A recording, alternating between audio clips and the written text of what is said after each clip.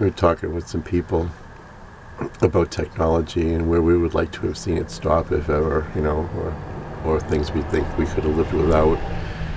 And if I was saying, yeah, I'd like to have seen it have stopped at the phone made answering machine, because that was all I ever needed. It worked for me, the way I live. But the thing that I didn't like the most when it first came out, and I was so pissed, was caller ID. Because we used to torment people on the phone relentlessly. We'd pick someone and really torture them. I mean, just stupid stuff. It wasn't like threats or anything, but we would just torture them. And my friends Jimmy McCarthy and Danny Dunley, when I lived in Savin Hill, my mother's house was on Savin Hill Avenue, and my bedroom faced the street from the third floor. And directly across the street from us was a row of brick Victorian townhouses, the whole block, and it was black mansard roofs. And some were single family, but most of them had been converted into apartments.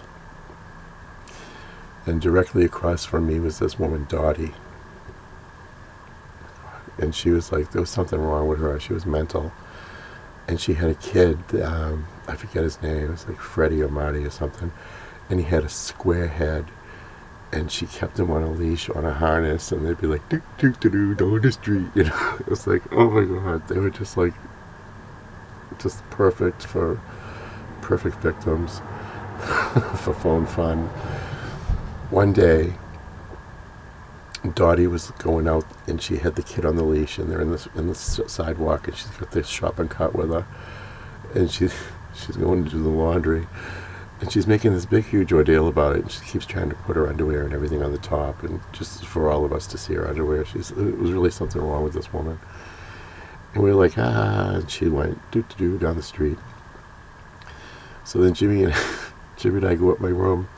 We're hanging up there, and we see the boyfriend come home.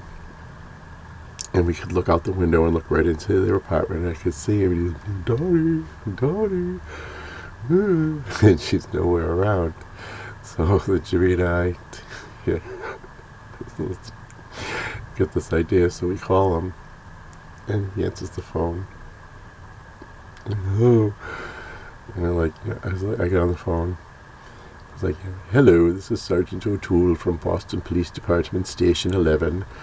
And we have a woman down here named Dotty. And we found her intoxicated, urinating in the doorway at Woolworth's, here in Fields Corner. And you'll have to come in and get her. So he's screaming and running around the apartment, trying to get changed from being just coming in from work or wherever he was from, and digging through looking for stuff. And then he races out the door, runs down the corner. We're looking out the window, down the corner to the Venice, and grabs a cab and goes to Fields Corner to the police station. Meanwhile, she's at the other corner at Albie's at the laundromat doing her laundry.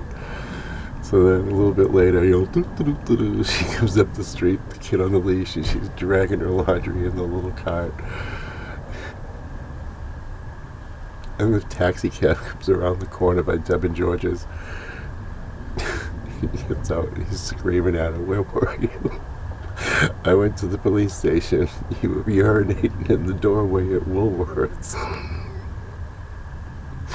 And she's like, no, I was doing laundry. And she's got the laundry here and the kid on the leash. No, you weren't. You were somewhere else. And the guy's like, he's mental too. She's got the laundry right there, and they had this huge fight. And the next thing, the laundry is all up and down the street.